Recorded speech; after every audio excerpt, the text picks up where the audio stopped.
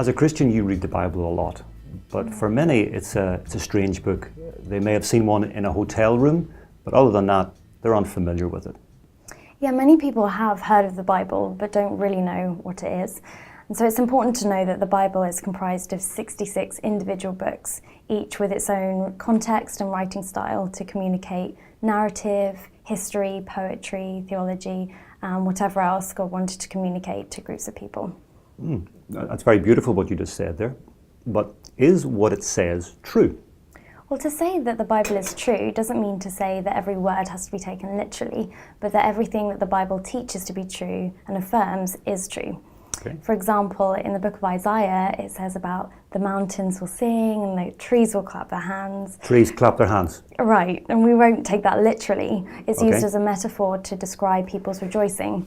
All right. And so it's important to take into consideration the context and the author's intent when interpreting the Bible.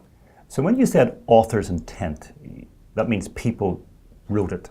Now, people make mistakes all the time.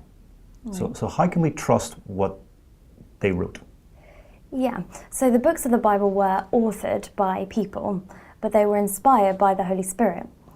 By that, many people think of inspiration as being captivated by a good idea, but I don't mean like that. Okay. The Bible was inspired by the Holy Spirit, meaning God used those people to communicate his message to groups of people at that time and for centuries to come. We see evidence of this. One of them is prophecy. Prophecy isn't a word we hear much about these days. What exactly is it?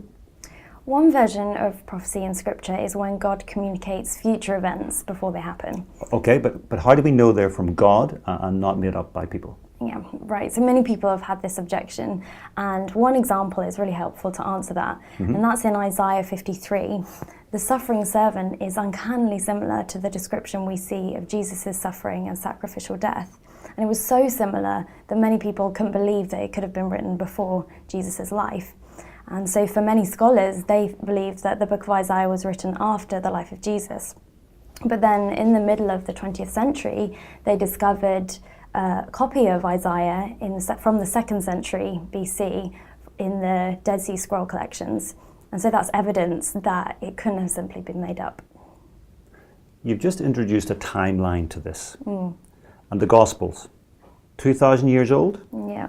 So that begs the question, how can we trust them today?